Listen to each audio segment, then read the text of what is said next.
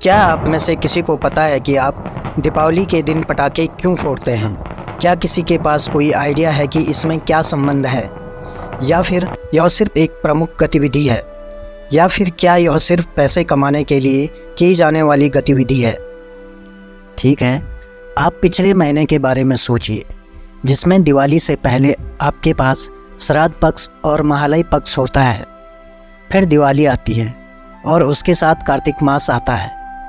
यहाँ पर समझना यह है कि इस समय आप क्या करते हैं, यानी कि श्राद्ध पक्ष या महालय पक्ष के दौरान। श्राद्ध पक्ष में आपके पास आपके पूर्वज आए हैं और आपको उन्हें खिलाना है। यही वास्तव में आप करते हैं। वे आ चुके हैं, अब उन्हें स्वर्ग की ओर वापस जाना है। उन्हें नहीं पता कि किस तरह जाएं, उन्हें रास्ता नहीं पता, तो आप उनके लिए आकाश को प्रकाशित करते हैं ताकि वे स्वर्ग तक जाने के लिए अपना मार्ग ढूंढ सकें।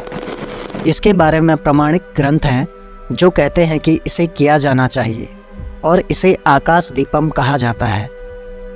हमें सर्वोच्च न्यायालय के समक्ष धर्म ग्रंथ का हवाला देना होगा, क्योंकि सर्वोच्च न्यायालय ने केवल 8 पंक्तियों में बिना किसी साक्ष्य की चर्चा किए यह रुख आज तक अपनाया था कि दिवाली के दौरान पटाखे फोड़ना महज एक जश्न मनाने वाली गतिविधि है और यह कोई अनुष्ठान नहीं है।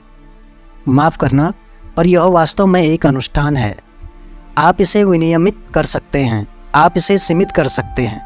जब आप फुलझड़ियाँ जलाते हैं तो क्या आप सोचते हैं कि प्राचीन भाषा संस्कृत में इसके लिए कोई शब्द है?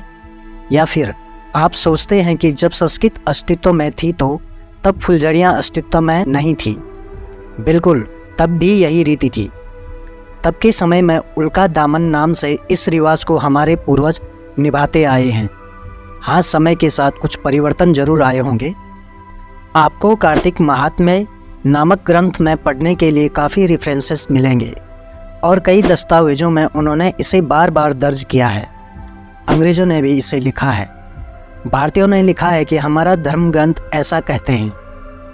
लेकिन क्या आप किसी ऐसे इंसान को जानते हैं जिस किसी ने हिंदू समुदाय के अधिकारों का प्रतिनिधित्व करते हुए सर्वोच्च न्यायालय का दरवाज़ा खटखटाया था?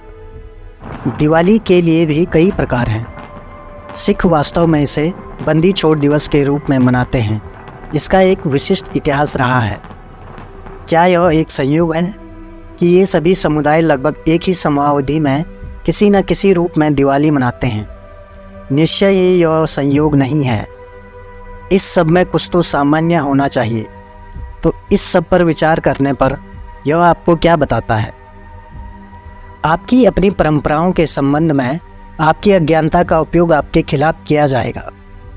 आपको शर्मिंदा करने के लिए, आपको गिराने के लिए, आपको पितृसत्ता कहने के लिए, आपको अंधराष्ट्रवादी कहने के लिए, आपको न जाने क्या क्या कहा जाएगा, जब तक कि ऐसा बिंदु ना आ जाए जहां आप अपनी पहचान पूरी तरह छोड़ने का फैसला ना कर लें। अंत में यही कहूँगा कि आपके आसपास जो कुछ भी हो रहा है वह संसाधनों का बिल्कुल कोई संघर्ष नहीं है, बल्कि यह पहचान यानी कि हमारी आइडेंटिटी का संघर्ष है। धन्यवाद। जय हिंद।